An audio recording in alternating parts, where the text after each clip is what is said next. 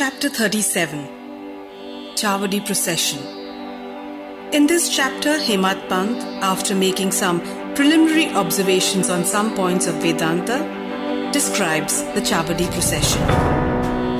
Preliminary. Blessed is Sai's life for his devotees. Blessed is his daily routine. His ways and actions are indescribable. Sometimes he was intoxicated with Brahmanand, divine bliss, and at other times completely self-absorbed. While doing so many things at the same time, he was yet unconcerned with them. Though he seemed at times quite inactive, he was not idle or dozing. He always abided in his own self. Though he looked calm and placid as a sea, he was deep and unfathomable. Who can describe his ineffable nature? He regarded men as brothers, women as sisters and mothers. He was a perfect celibate, as everybody knows. May the knowledge we got in his company last long unto death. Let us ever serve him with wholehearted devotion to his feet. Let us see him in all beings, and let us constantly remember his name. Hemad Pant, after making some lengthy dissertations on some topics of Vedanta, which he himself considers as a digression, goes on to describe the Chavadi procession. Chavadi procession. Baba's dormitory has already been described. One day he slept in the masjid, and on the next in the Chavadi near the masjid. He slept in the masjid and in the Chavadi in alternate days. This alternate sleeping at both these places went on till Baba's Mahasamadhi. From 10th December 1909, devotees began to offer regular worship to Baba in the Chavadi. This we will now describe with his grace. When the day of retiring to the Chavadi came, people flocked to the masjid and did bhajan in the mandap for a few hours. Behind them was a beautiful palanquin, to the right a tulsi vrindavan, and in front Baba adorned his seat, and there were devotees singing bhajans. Men and women who had a liking for the bhajan came in time. Some took tal, chiplis and kartal, mridang, kanjiri and gol, all in the hands and conducted the bhajan. Sai-Baba was the magnet. He drew all the devotees to him. Outside in the open, some trimmed the devatyas, some decorated the palanquin, and some stood with cane sticks in their hands and hailed victory to Baba. The corners were decorated with buntings. In the masjid, rows of burning oil lamps shed their light. Baba's horse, Shyam Karna, stood fully decorated outside. Then, Tatya Patil came with a group of men to Baba and asked him to be ready. Baba sat quiet in his place till Tatya came and helped him get up by putting his arm under Baba's arm. Tatya called Baba by the name of Mama or maternal uncle. Really, their relationship was extremely intimate. Baba wore on his body the usual kafni, took his satka under his armpit, and after taking his chillim and tobacco and placing a cloth over his shoulder, became ready to start. Then Tatya placed a golden embroidered beautiful shela or shawl over his body. After this, Baba himself put a few fuel sticks in the dhuni to keep it alive, and with his right hand extinguished the lamp burning near the dhuni, and then started for the Chavadi. Then all sorts of musical instruments, band and horns gave out different sounds, and the fireworks exhibited various colored views. Men and women, singing Baba's name, started walking, doing bhajan to the accompaniment of mridang and veena. Some danced with joy and some carried various flags. The bhaldars announced Baba's name when he came on the steps of the masjid. On the two sides of Baba stood persons who held chamar and others who fanned Baba. On the way were spread folds of cloth which Baba walked on, being supported by devotees' hands.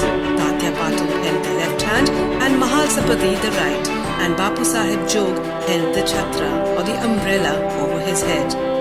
In this fashion Baba marched on to the Chavadi.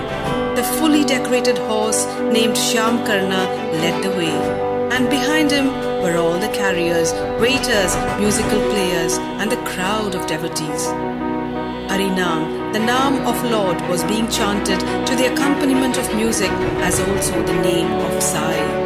In this manner, the procession reached the corner, and everyone who joined the party seemed pleased and delighted. On reaching this corner, Baba stood facing the Chavdi and shone with a peculiar aura. It seemed as if the face of Baba took over the glory of the rising sun. Baba stood there with a concentrated mind, facing the north, as if he was signaling something. All the instruments played music, while Baba moved his right hand up and down for some time. Kaka Sahib Dikshit at this time came forward with a silver plate containing flowers smeared with gulal and threw them on Baba's body off and on. The musical instruments played the best at this juncture, and Baba's face beamed with radiance and beauty, and all the persons viewed this lustre to their heart's content. Words fail to describe the splendor of the scene. Sometimes Mahalsapati began to dance, as if possessed by some deity, but all were surprised to see that Baba's concentration was least disturbed.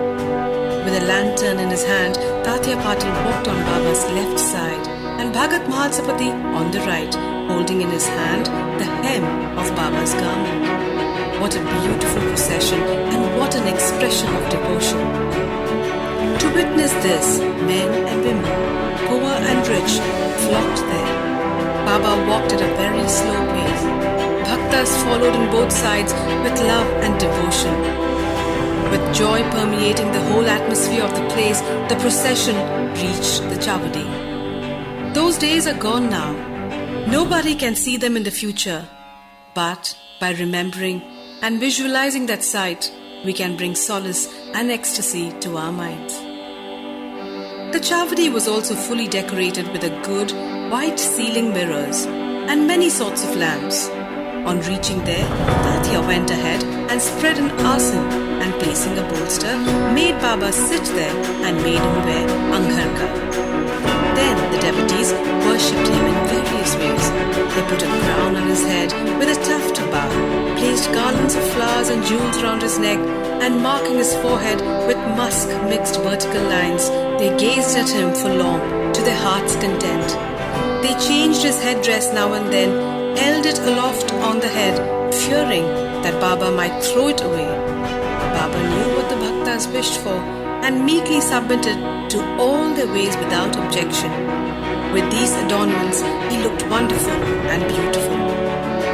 Nana Sahib Nimonker held the chhatra with its beautiful pendants which moved in a circle with its supporting stick.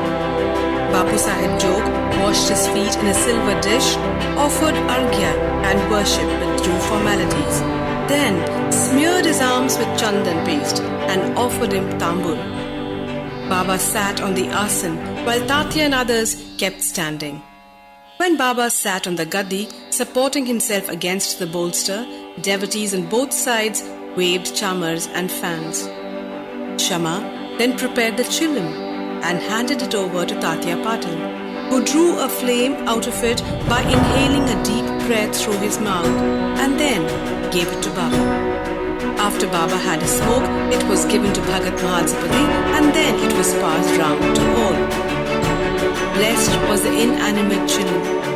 It had first to undergo many ordeals of penance, such as being kneaded by pot makers, dried in the sun and burnt in the fire, and then it had the good fortune to get the contact of Baba's hand and his kiss.